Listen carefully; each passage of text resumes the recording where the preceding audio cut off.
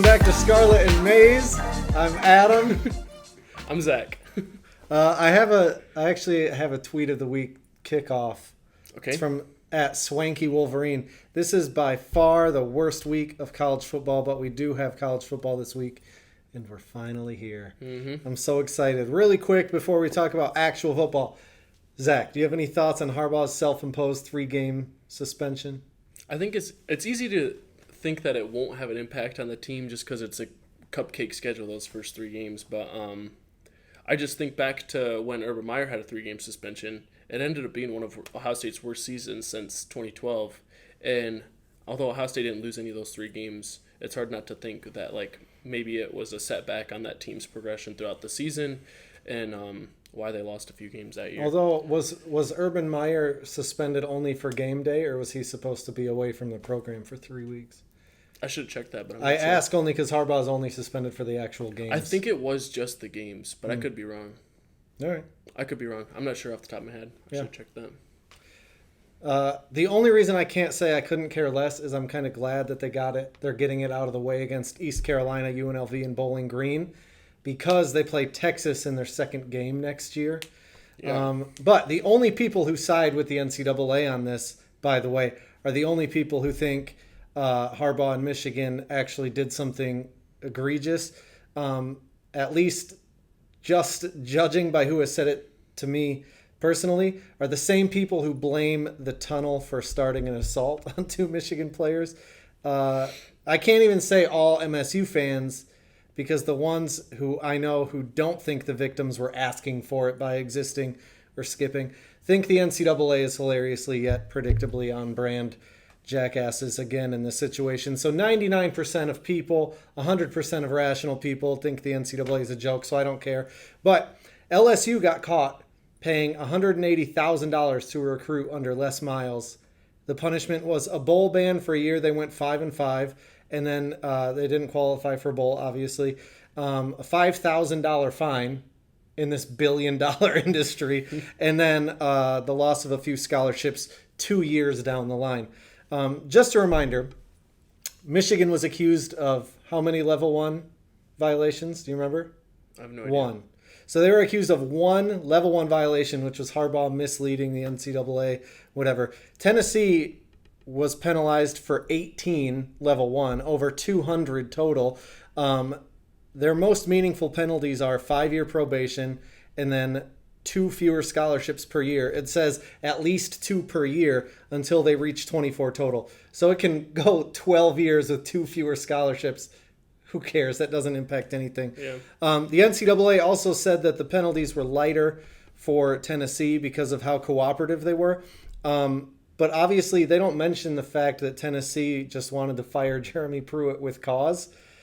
Since he followed up a contract extension by going 3-7 for an overall record of Tennessee in 3 years of 15-19. So they were so cooperative because they did, and it started with an internal investigation into their coach they knew was breaking the rules just so that they could fire him for free. So, whatever.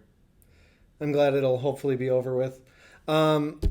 All right, so moving on into actual... You have something to say? No. Moving on into actual football. The Big Ten coach most desperate for a big season and what big season means. What do you think? I think it's got to be hands down Jim Harbaugh. And you got to hear me out because... And the big season would mean to win the national championship. Okay. Michigan loses a lot of guys after this season, and Michigan hasn't been great on the recruiting trail lately. And this will most likely be Harbaugh's most talented Michigan team he's ever had on paper, and will be most likely the team he ever has. Period. Down the line too, and it's just hard to not feel like it's win now, the national championship, or never win it for Harbaugh at Michigan. So that's why I think it's Harbaugh. He's got to have a big season this year. Yeah. Because I don't think it just is a further shot. So not just make it, he's got to win it. Yeah. Okay. For sure. You might think I would pick 7 Mel from Michigan State, but I'm not, because I legit think Michigan State could go 0-12 and they wouldn't fire him because of his contract. So I'm going to go with Kirk Ferentz, which I feel like is another super easy one. He's stuck by his son as offensive coordinator. And I feel like if he doesn't show big improvement this year, he could be in trouble despite his big buyout. Now, what does big improvement mean and what does trouble mean? Because he does have that huge buyout. They somehow made it to 8-5 last year, which blows my mind thinking back on last year, despite a net negative offense. So I actually think for Iowa specifically, big improvement could mean 8-5 as long as the 8-5 comes with actual offense and scoring. Yeah. If they go 6-6, I could see some discussion, at least on Kirk getting fired. But I think he'd survive because it's Iowa. But the problem with the idea of firing him, like I said, is the contract. His contract is fully guaranteed $7 million a year through 2029. So he's got a price tag on his head to fire him. Yeah. So there are new coaches at Nebraska, Northwestern, Purdue, and Wisconsin. Who is best poised to win the Big Ten West? I really already like Luke Fickell at Wisconsin. I thought that was a great hire, and I think he's got the most proven track record of all those guys as far as making the playoffs at Cincinnati, and I think he brings in a good staff, and they kept star running back Braylon Allen and some other stars, and I think Wisconsin will be the best poised team to win the Big Ten West of those with the new coaches. Right. Hypothetically, Wisconsin goes 9-3. Okay. Wins the Big Ten West on a technicality, gets blown out in the Big Ten championship game by Michigan. Michigan beats Ohio State again. Ohio State fires Ryan Day. Do you want him to hire Luke Fickell? I don't think this is just all hypothetical. Yeah. So they fired him. Not like I can't say my opinion on like whether or not they would fire him after that. Right. Yeah, I think it would make sense for a hire. Okay. Fickell. Yeah, why not? Just curious. We'll get to it soon, but I have the West coming down to the last week with actually 3 teams having a chance at the end, though only one of the teams being one of the ones with a new coach. But that is Wisconsin. I think that their change of style will help. The West is still the same old West. They'll be fighting each other over a chance to be executed in Indianapolis. Yeah. But we'll get into that in a little bit. Michigan, Ohio State, Penn State, and Wisconsin. It's Michigan 2, Ohio State 4, Penn State 7, Wisconsin 21 are all ranked in the AP top 25. Which of the unranked Big Ten teams have the best chance to finish ranked? I think honestly, I'd go with Iowa, just because they're committed to their scheme and just playing great defense and don't turn the ball over on offense. And I think Cade will have that offense, if he's healthy, will have that offense better than last year. And I think that's all it's going to take for them to win enough games to be ranked at least. I still don't think their offense will score a lot of points. I still don't think they'll win the West, but I think they could end up being ranked after winning. Do you know who else is really big on ball security and committed to their scheme? The service academies. And you know who else? Who? Michigan. That's true. But their quarterback turned the ball over a couple of times and they lost. So sure did. I'm surprised that Wisconsin is starting out ranked. Like, they're bringing in Luke Fickell, but they weren't very good last year. They have so many new pieces and whatever.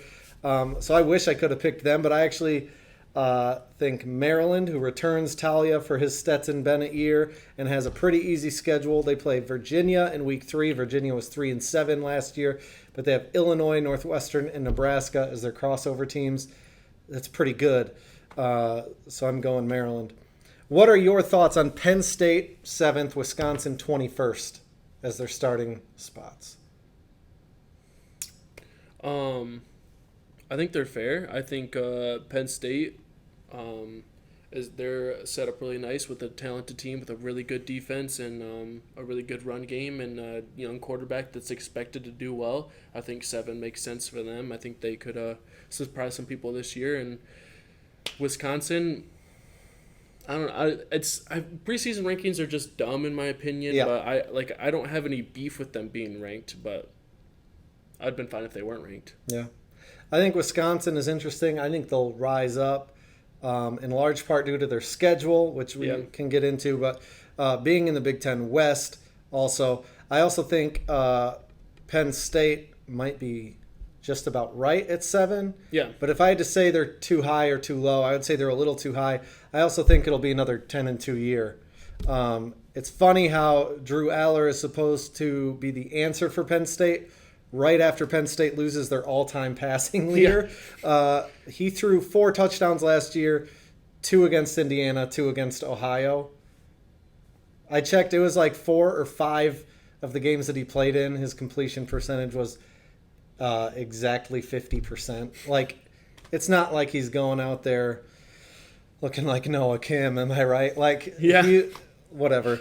Jim Harbaugh has, at least somewhat rightfully so, maybe gotten some crap for his quarterback development at Michigan, although he's had exactly one quarterback stay healthy enough to start for a second full season. That was Shea Patterson. It's weird how narratives work. So Harbaugh gets crap, but I haven't really seen any crap thrown James Franklin's way for his quarterback development, so I looked into it. Sean Clifford last year, statistically, was essentially Shea Patterson in terms of yards, percentage, touchdowns, interceptions, and passer rating. He was worse than Patterson for the 2 years before that, and then exactly the same, except way fewer yards in his first year starting. Trace McSorley's sophomore and junior years, he was clearly a step up from Shea Patterson with more yards, 5 or 6 more touchdowns, but a couple more interceptions, and a higher passer rating. That was 6 years ago since Penn State had a notable quarterback season, and it was essentially on par with sophomore J.J. McCarthy last season, just with 6 or 7 more touchdowns, but 5 more interceptions. So it's like a 1-to-1 ratio better. That's not very good. I say all that just to say that narratives don't always make sense. I'm not a believer in Penn State or James Franklin. I still think they're going to go 10-2. Yeah. Drew Aller might be the best quarterback that Franklin's ever had at Penn State. I'm just saying he hasn't even shown flashes in actual game time, so people might be getting ahead of themselves. Yeah. I'll also say returning J.J. McCarthy, a junior second-year starter, is not the same as a new first-year starter in Drew Aller. They're both 5 stars, whatever. Yeah. I will say, on all that, comparing the Michigan quarterbacks to the Penn State quarterbacks, it seems like the classic meme tweet that comes up every once in a while. I actually saw it recently from a Michigan fan talking about Ohio State's quarterback battle, saying it's the battle of the mid. I think this is more accurately the battle of mid to me. Well, here's the thing, is J.J. McCarthy last year was a true sophomore, and they ran the ball on 62% of their snaps. So, they're saying they want to be more 50-50 this year. I think part of what goes into that is style of play for J.J. McCarthy. He had a really good touchdown to interception ratio. He had 2 clearly, obviously, very costly bad throws in the biggest game of his entire life. So far, yeah. Yeah, I mean, I doubt he'll play in a bigger game. Yeah, I mean, we'll see this year. Yep. But I'm just saying Penn State threw the ball. I forgot the percentage. I didn't put that in here. Penn State threw the ball with Trace McSorley a lot more than J.J. McCarthy, and they still had a similar output. So cool. If they increase the output for J.J. McCarthy, that should be better, and that assumes he gets better as a player. I'm curious the percentage of times that they ran the ball against TCU compared to what they did all season before that. Yeah, I didn't look that up. Yeah. I mean, because I'd like to know that, because then that's when he had his worst game, right? Well, he had 2 bad throws, yeah. I mean, if you just look at the stats, at least. He also put up good numbers. You know what I mean? That's what I'm saying. Mm-hmm. Because he threw the ball more. There was more risk. There was more danger involved. There was also playing from behind with some fluky plays that led to that. Yeah. Where playing from behind is different than tie game or winning. That's exactly my point. I assume that they were throwing more than they were all season in that game, and he threw 2 very costly interceptions, 2 very bad interceptions. Again, I would just say playing from behind, trying to make things happen while you're losing is different than majority of most games they'll be in this year. Oh, so you can make excuses for your quarterback when they're playing from behind and make a mistake? Here's what I'm saying is he beat Ohio State, and that's the biggest game of his career. So, Zach, what are you most excited about for Ohio State? Okay, so I mean, obviously, Marvin Harrison Jr. is the easy answer, but with the more low-key answer, but not really low-key because the coaches have been hyping him up a ton, and I hyped him up a decent amount last year, is got to be Sonny Styles, hands down. Dude is an absolute freak monster, 6'4", 230 safety, and the rumor is they're going to have him playing the safety position. I forget exactly what it's called in Jim Knowles' defense, that will play man-to-man in the slot. So So like he won't get turned around on a double move by Cornelius Johnson. So like you assume that means he has the ability to play man and play zone and just be all over the field, and I just think he's going to be an absolute monster. And blitz when they do goal line blitz on 3rd and 3, so Donovan Edwards can go 85 yards. I'm excited. Dude. So last year he played a little bit. He appeared in that game against Georgia. He guarded Darnell Washington early. And then he played in one of the games against one of the cupcake teams early on in the season that they played, but still a Division I football team. And Sonny Styles was supposed to be a senior in high school last year, and he made a tackle on the one play and absolutely blasted the guy. And I'm like, this is a high schooler just smoking Division I athletes out here, targeting. Yeah. And that's now he has a whole year under his belt and knows the defense, has been in the weight room. I am excited for what Sonny Styles can do this year. What is your biggest concern for Ohio State? It's easily the offensive line. When you're replacing two tackles like DeJuan Jones and Paris Johnson Jr., it's a tough job tough big shoes to fill for those guys, whoever end up playing those positions, and just in general, it's going to be. I think it's a tough position to replace, and that's my biggest concern. It's interesting because I put 2. Yeah. And neither of them were offensive line, but that is a good one. I think their biggest concern should probably be their defense, but maybe quarterback. Only because it's still not settled. The spring game didn't look the best, whatever. JTT had a crazy game, and especially a crazy fourth quarter against Penn State last year, but he only had a sack in 3 different games, and he only had 4 quarterback pressures all season. So, that's crazy. So Ohio State rotates their defensive line a lot, and did that a lot last year. The word is that they're going to do that a little bit less this year. I think we'll see those numbers go up for JTT, but we'll also see Jack Sawyer back at defensive end opposed to the Jack position, and I think that there's so many reasons why I am not worried about the defense, and there's just guys at each level, like JTT is amazing, Hall is amazing, Jack Sawyer I think will be a stud this year and back in his normal position. Other than we bring back the linebackers that were great last year, but we'll also see CJ Hicks out there is an absolute freak. Then at the next level, we'll see a healthy secondary and better safeties and some transfers in there. I'm not really worried about the defense. I'm glad you brought up Jack Sawyer because this is from Tony Girdman, BuckeyeHuddle.com. He's an Ohio State writer, obviously. But JTT and fellow 5-star Jack Sawyer, who, by the way, said the other day that Ohio State would out-tough Michigan, but for real this time. JTT and Sawyer so far in their 2 seasons at Ohio State have combined for 14.5 sacks and 25 tackles for loss.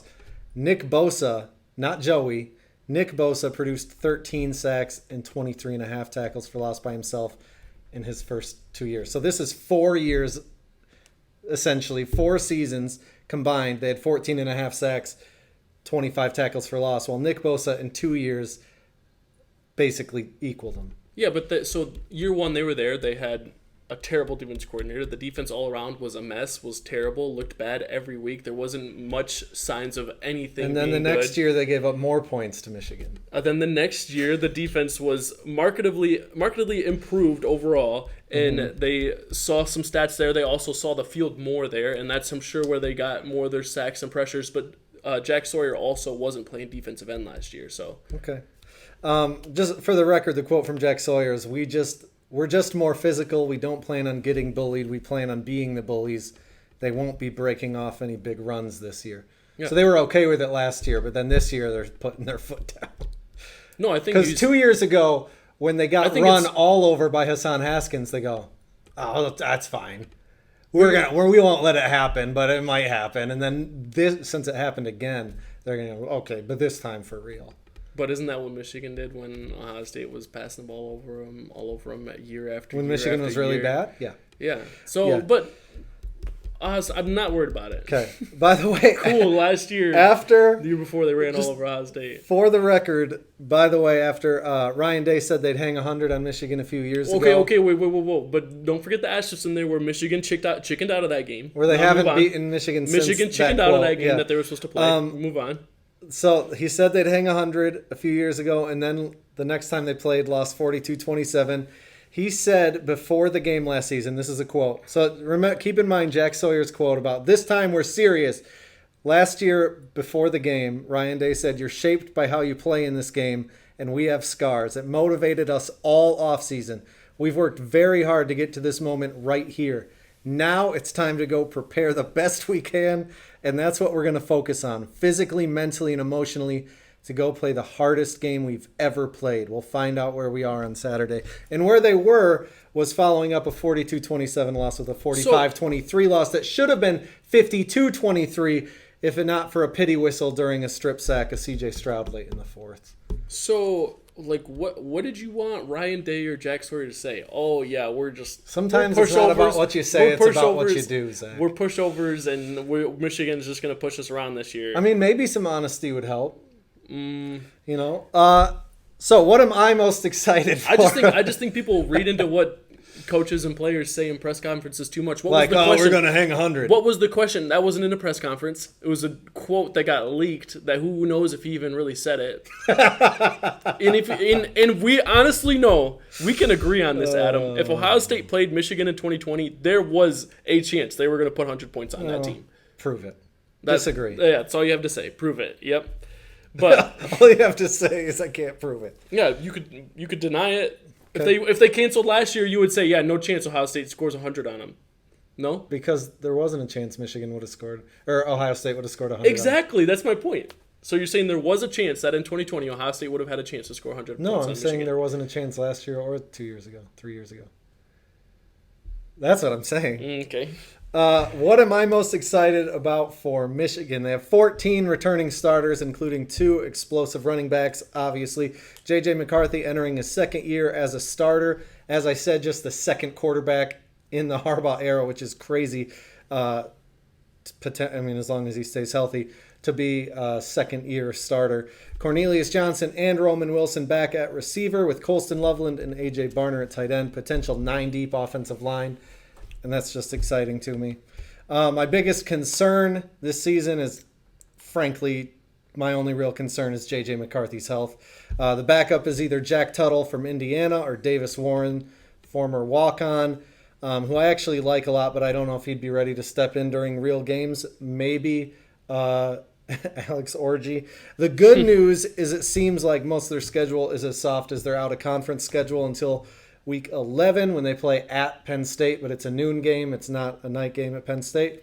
Their crossovers are new coach Nebraska, Minnesota with a new quarterback, and more importantly, a new running back, and a Bromless Purdue. So if Michigan slips up before Penn State, I think maybe Minnesota has the best shot. I also just don't think that happens. So what do you think for Michigan's biggest concern this year? I think, which they don't really have to worry about it till Week 11, is playing from behind, because we saw it once last year and they lost.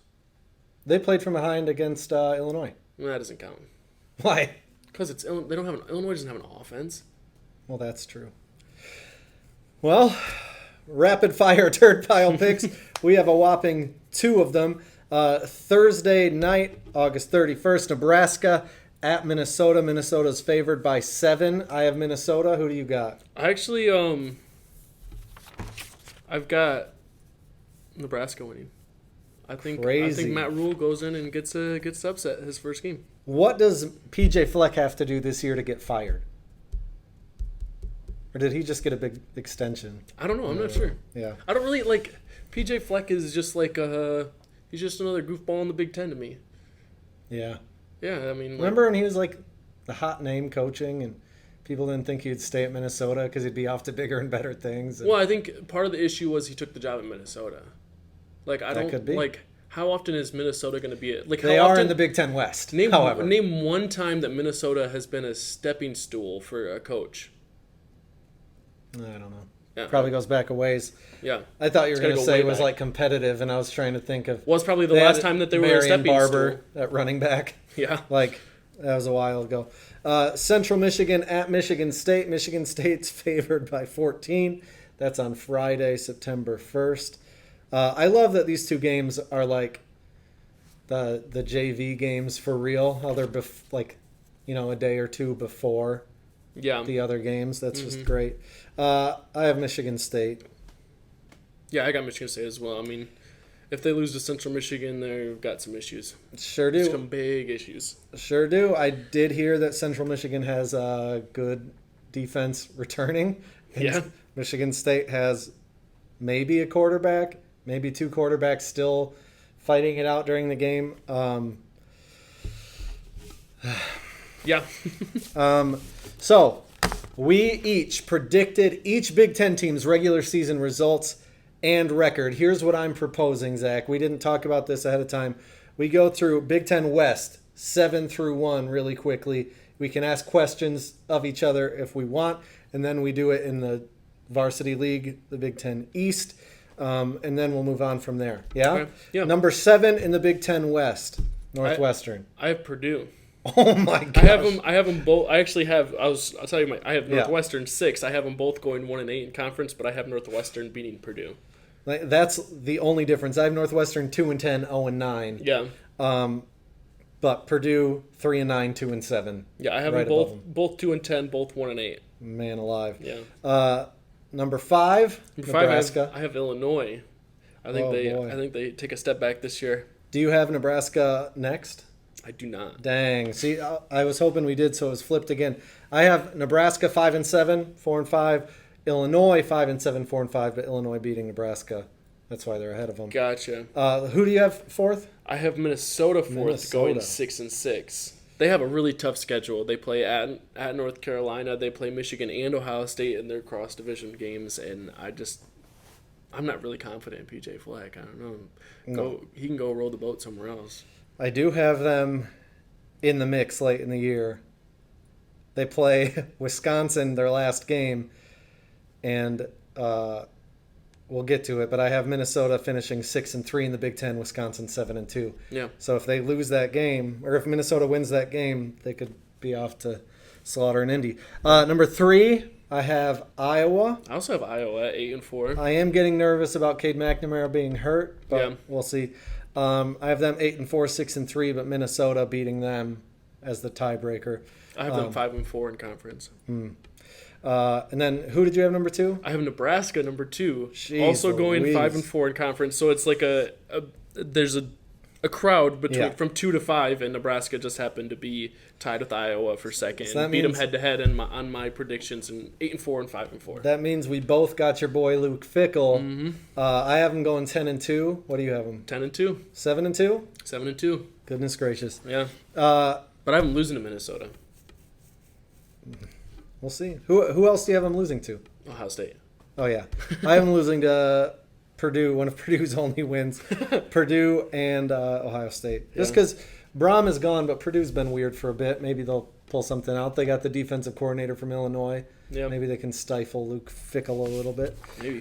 Big Ten East, who do you have last? I have Indiana last. I have Indiana last. Wow. Yep, 3-9, 1-8. 4-8, 2-7. 4-8, 2-7 is what I have. Michigan State, 6th in the East. I have Rutgers 6th at 5-7, 3-6 in the conference. Other than that, You got Michigan State doing okay. I got Rutgers 6-6, 4-5. What about for you for number 5? I have Michigan State there, where they'll be 7-5 and 4-5 in the Dang, conference. going bowling. Mel Yeah. Tucker earning that contract. Number 4, that means Maryland.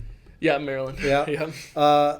But I had them tied with Michigan State, but they had the tiebreaker. I haven't beaten them Michigan State head to head. 7-5, 4-5 in the conference. There you go. I got 8-4, 5-4. Penn State 10-2. I have Penn State at 11-1 and second in the conference. Man, that's crazy. You picked your own team third. Yeah. No. Who do you have Michigan losing to? I have Michigan losing to Michigan State, Penn State, and Ohio State and going 9-3. Losing That's the funny. big 3. Yeah. I don't know if Michigan State's a big three anymore, to be honest. I just think that the pressure of Harbaugh knowing like he loses a lot of guys after this year, he might have one foot out the door is the rumor, and like I will say, if Harbaugh had one foot out the door, I don't think he would have agreed to a suspension this year. He would have said, let's push it off, and then he would just leave without getting suspended. Isn't that basically what he did? And then Michigan was like, wait, we're going to suspend you. No. You think they suspended him without his consent? Without him being on board? Well, maybe Michigan brought it to him like, if look, that's the case, they're ready for him to move on anyways, and Well, they'll promote Sharon Moore or something. But why not Michigan, like the athletic director, come to Harbaugh and say, hey, look, like you're gonna get suspended either way, and if you bounce on us, then we're gonna get screwed next year when it matters against Would Texas. they have gotten screwed? Because if Harbaugh was the one that committed these egregious violations, then he would be the one penalized, not the team, as we've seen with Tennessee and Well, Tennessee still got penalized. kinda, not a whole bunch. But my point is, like, Someone has to get penalized, and if Harbaugh moves on to the NFL, how's he getting penalized? yeah, That's how the NCAA works. sometimes not. But you really think it's gonna sometimes not for Michigan? Yeah, that's a good point. Yeah. But if Harbaugh had one foot out the door, I don't think he would care about Michigan next year. I don't think he would take the suspension this year. He's been talking all year or all offseason about how he's focused on this year and whatever. He thinks this is the team and whatever. I mean, we'll see. Number 2, you have Penn State. Yeah. Frames Janklin making a revival. I got Ohio State, 11-1, 8-1. So we both have our teams going undefeated. Yep. 12-0 Ohio State. 12-0 Michigan. So that means Big Ten championship game. I have Michigan, Wisconsin. You have Ohio State, Wisconsin. Yep. You obviously have Ohio State winning. I can't pick Michigan to lose to Wisconsin. Yeah. Then Luke Fickell can't do that. Big Ten MVP. For the conference championship game or for the Season. I think it'll be Marvin Harrison Jr. I think it'll be Marvin Harrison Jr. Dude. In part because Michigan has this year, hopefully both running backs stay healthy. They're going to take carries away from each other. So Corum could be just as good. He's not going to get as many touches. And then J.J. McCarthy, I think, will throw it more, but I think they're going to try to save him for the bulk of the, Penn State especially, Ohio State especially, Georgia especially, because that's the order that they're aiming at. So I don't think he's going to be in most second halves because he doesn't play for Ryan Day, trying to run up the score and stuff. Yeah. So I think Marvin Harrison Jr. is going to put up monster numbers in the second half, like against Rutgers, for instance, or Michigan State. They'll probably leave him in deep into the second half. Top 5 biggest games of the year, excluding the game as an obvious number 1 and the college football playoff. Right. My number 5, I have Texas at Alabama in week 2. That's my number 1. What? Okay, I'll just say this. It's my number 5 because it's potentially big. I just don't think Texas is back.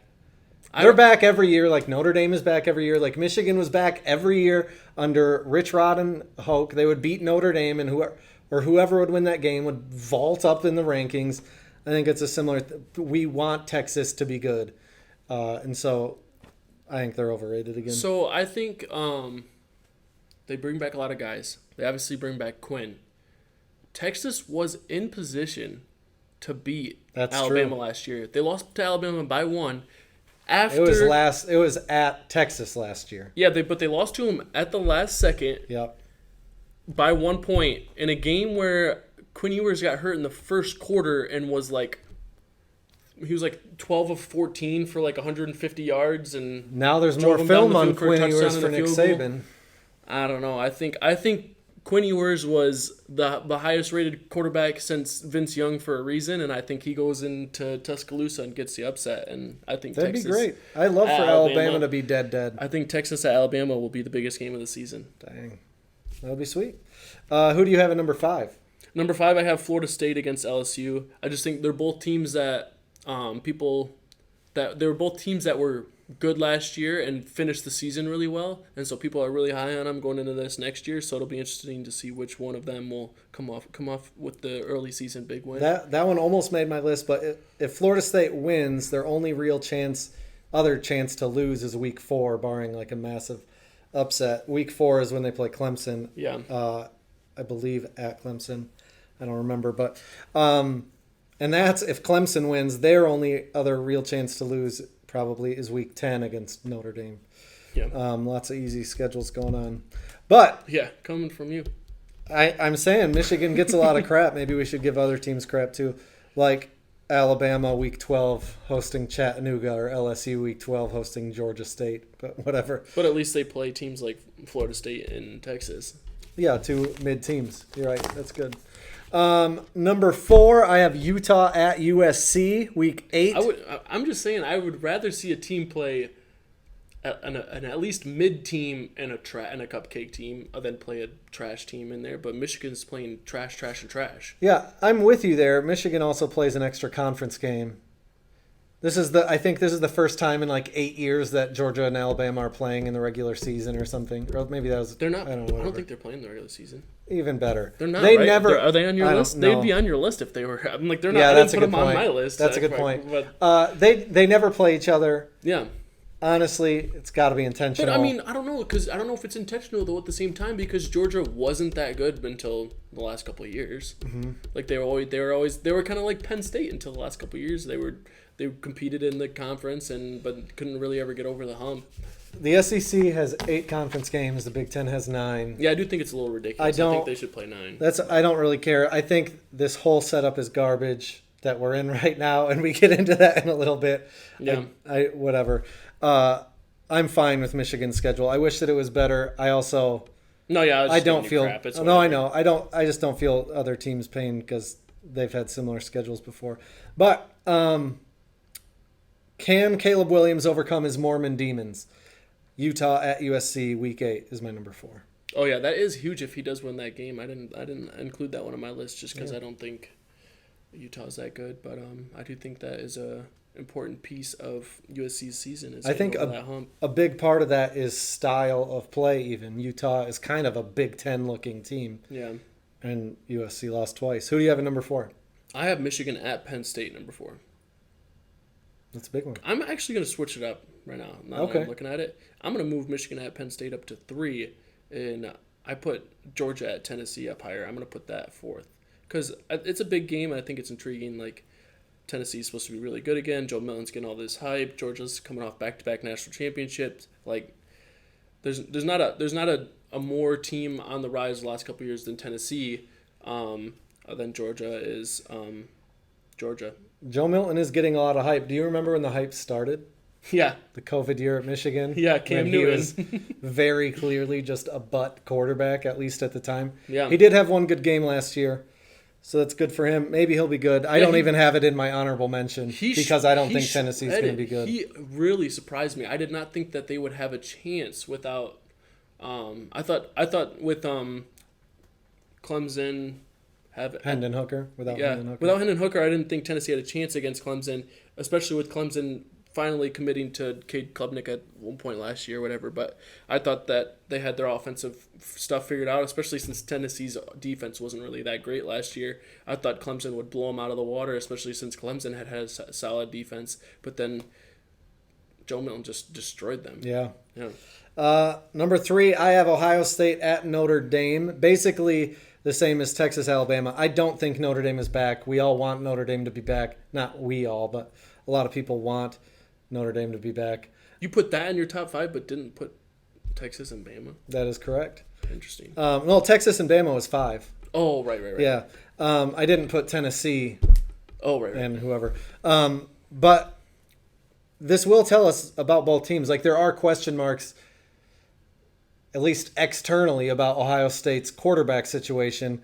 Marcus Freeman is a defensive coach. The main question They struggled last year. The main question marks I see externally about Ohio State are literally externally, non-Ohio State fans. Like externally, Ohio State fans are is that what you just meant? No, by externally? I meant within the walls of whatever their practice facility is called. They might be confident in one guy, and they're just putting out. We're not sure as motivation for one of them or whatever. I think the issue is they're confident in both guys. That's what it seems like the narrative that the coaches are pushing, at least, that they're confident in both guys and they just don't know which one to go with. Based on the spring game, I would love if they're confident in both guys. Nobody's ever said that. Ever. No one's ever said what? Based on the spring game. Oh, let's say Tate Forcier's spring game at Michigan, his first spring game. Yeah. There was rampant hope because he actually looked competent compared to Stephen Threet and Nick Sheridan. Super cool. Yeah. Super cool, dude. That's kind of like I'm the just opposite. hey, how many reps have we seen from either guy? Those are some of the few reps that we've seen. Justin Fields played terrible in his first spring game at Ohio State. Look at him now. Yeah. Running all over the place. Okay. I'm just saying. Congratulations. Number 2, who do you got? My number 2 is Penn State at Ohio State. I don't even have Penn State, Ohio State on there. Yeah, that's crazy. And then you put Notre Dame, Penn State on there? I put Notre Dame, Ohio State on there. That's what I meant. Well, Notre Dame doesn't play Penn State. But here's why. Penn State always plays them close. They always lose. Yeah. I mean, I'm over it, and I don't think Penn State has a chance. I'm already down on Penn State, like I said. Penn State won that one on the block. They had the blocked field goal and all that. They beat Ohio State. They beat them on a fluky play. In what, 2016? 7 years ago. 2016? Yeah. Yeah, 2016 sounds right. But then, since then, James Franklin ran that stinking draw play on 4th and 6 with the game on the line. This is what I mean. Since then, I'm just not worried about Penn State at all. 6 years ago was the last time they had a good quarterback performance. 7 years ago was the last time they actually beat Ohio State. Well, it was on a super fluky play. There's even, it's so funny because they always come from behind to beat them, too. Like, there was the game, Ohio State, where J.T. Barrett threw 18 straight completions. I had a bet with my brother-in-law on that game, that Ohio State would beat Penn State. They're getting blown out by Penn State. I'm sitting there smiling. Ohio State's going to win. I'm saying it the whole time with all the confidence in the world, knowing they're going to win. Well, you were saying that 2 years ago, for the record, when Michigan was winning. I'm not worried at all. Yeah, obviously I'm going to say that. But this was legit. We come from different last 15 years. That's fun. Because I'm like, oh, they're about to blow it. Oh, they're about to blow it. Yeah. And you're like, they're fine. Yeah, that's fair. I have Ohio State at Wisconsin. Luke Fickell at Camp Randall. Is Ohio State vulnerable? This is my number 2. This is number 2? Yes. Because these, I think, are... If Ohio State is down relative to Ohio State, I don't think their down year is going to look like 3-9 under Rich Rod at Michigan. But if they're not what they were, let's say under Urban Meyer, if they can trip up other than Michigan at Notre Dame, I think they're going to beat Notre Dame, is a test. It was last year. At Wisconsin, with a familiar coach, at Camp Randall, I think that's a spot. How familiar is he, though? I mean, you think he's a great coach, right? He's familiar with the program. But I don't even think he crossed over with Ryan Day. I don't even know if he was on the staff when Ohio State hired Ryan Day as offensive coordinator. I don't know. Because, he was at Cincinnati for a while. I think he left, I could be wrong, but I think he left the year after Ohio State won the national championship. Other than the Michigan game, we'll take that off the table. What game are you most concerned about for Ohio State? You can't say none. Well, I'd say Penn State. Penn State's top 10 team. Yeah. I mean, if I'm being serious, is that at Ohio State or at Penn State? Yeah, it's at Ohio State, and that's where they won before. Is at Ohio State, I think, if I remember correctly. Yeah, I don't remember. Pretty sure. No, if I'm being serious, obviously joke about James Franklin always blowing it against Ohio State, which there is a track record for that. But if I'm being serious, the team that is the biggest threat to Ohio State in the regular season, other than Michigan, it would be Penn State, hands down. I keep comparing Mel Tucker to Brady Hoke. I feel like James Franklin is a slightly more successful Jim Harbaugh. Brady Hoke. Oh. Definitely not a more successful Jim Harbaugh. A less successful, maybe. I mean, Harbaugh gets crap for things that James Franklin also does and has done. Whatever. Yeah. I mean, James Franklin has one Big Ten championship, right? And Harbaugh has 2? Harbaugh has 2. There you go. Yeah. A little bit less successful. That word. Successful. Yeah. Jim Harbaugh. My number 1 is Michigan at Penn State. Their best chance to slip up before the game. Michigan beat them the last time in Happy Valley, but it was a really close game. I how conservative Michigan is with their offense scares me. I wish they would run the score up a little bit more. Not quite as much as Ryan Day, but a little bit more than they do. Yeah. Who's your number one? My number one, and you'll find out pretty soon why I have number one, is Texas at Bama. And Oh, yeah, you said that. Yeah, I said that. But, yeah, I do think it'll be a huge game. I think it'll be a pivotal game. And, so our next... You have Texas in the playoff, don't you? You dog. I sure do. Who else? So you have Texas. Who else do you have? Texas, Ohio State. I have Ohio State 1, Texas 2, USC 3, and Bama 4. I think Bama, after losing to Texas, bounces back and runs the table. And Texas, I think, will run the table. And I think USC will run the table. And Ohio State, obviously, I already said will run the table. It'll be a classic college football playoff with Texas and USC being in there. Bouncing back. Look, the year before the BCS was Michigan's last national championship. It's going to happen again. Michigan, Georgia, Clemson, Ohio State makes it again with one loss. Georgia's the only SEC team. Clemson has Clemson's schedule also. Yeah. I didn't number them. I'll say Michigan 1, Ohio State 4. Michigan beats them. Because it's the Big Ten, the committee will probably make them play the first time instead of potentially matching up in the championship. Well, especially if Georgia and Clemson are undefeated. I don't see why they wouldn't do that. Well, they could have avoided it last year and didn't. Wait, avoided what? Or them in the championship. Wait, I'm confused. Never mind. Yeah, wait, what? I'm an idiot. Sometimes. Sometimes everyone's an idiot. I just am sick of SEC. I've been an idiot this episode, for sure. Heisman finalists. I got Caleb Williams. Obviously. Jaden Daniels, Cade Klubnik, Marv. I only picked 3 because, I don't know, I feel like they go back and forth. Like, sometimes it's 3, sometimes it's 4. I feel like I've even seen it's 5 that they invite. If I have to drop one, it's old Cade. Yeah. I've got Caleb Williams, obviously. He just won it, and he's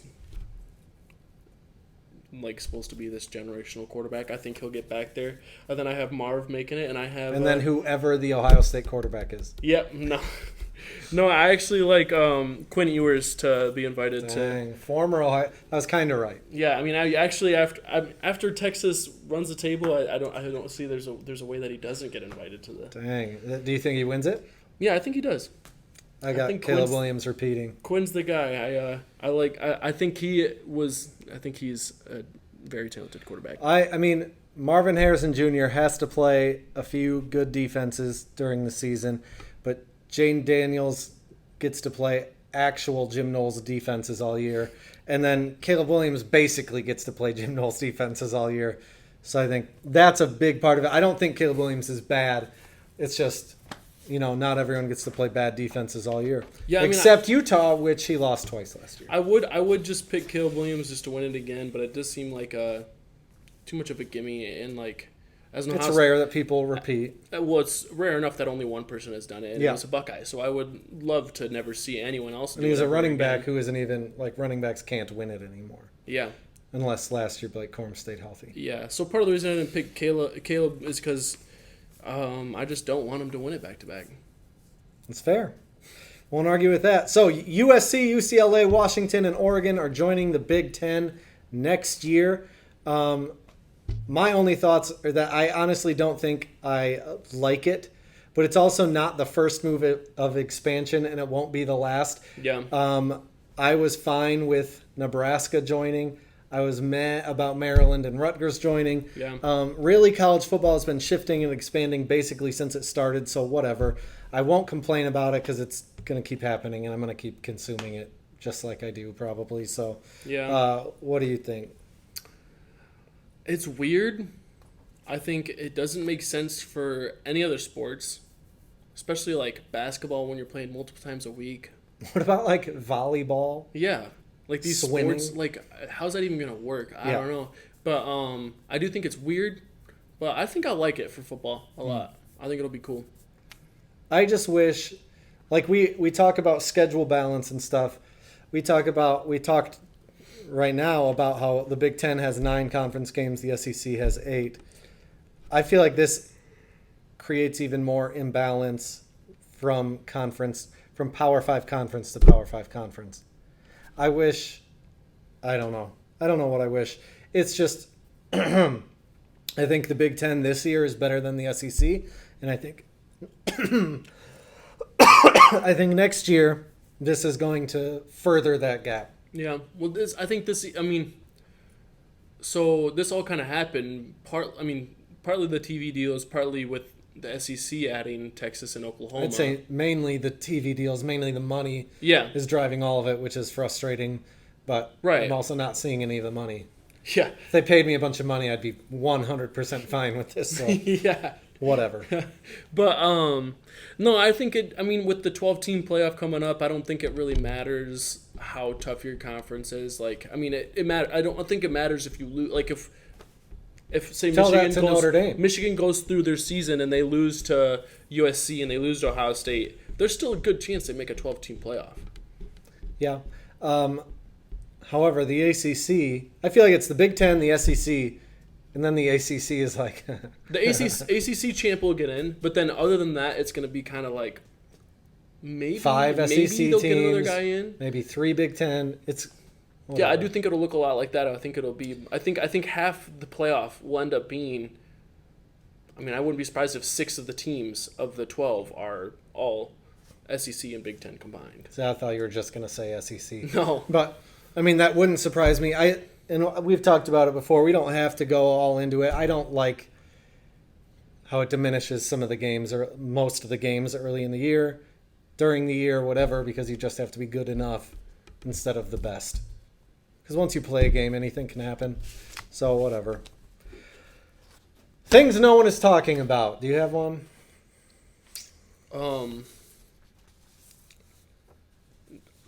it's not on my sheet. Oh. Mine is Mel Tucker's job security. Because he has a fully guaranteed contract with $76 million remaining over 8 years. So even if he goes winless, Tuck will still be coming next year. I promise you, there's somebody I know that is talking about this because you talk about it all the time. My thing no one is talking about is the fact that the good old SEC has Auburn, Tennessee, and Florida all going to have Big Ten quarterbacks, former Big Ten quarterbacks as their starting quarterbacks. It's crazy. Yeah, interesting. Tweet of the week. My tweet of the week is from @CleeBuckeye23, so like Cleveland Buckeye 23. Cleaver. Maybe. You never know. I'm gonna assume it's for Cleveland, but it just sounds weird. Or clever. Clee Buckeye. He thinks he's clever. Go on. Yeah, he probably. I mean, he said he tweeted a Brian Hartline quote that said Brian Hartline on the quarterback said, "Oh, we have a starting quarterback. We just don't know which one, but we definitely have one."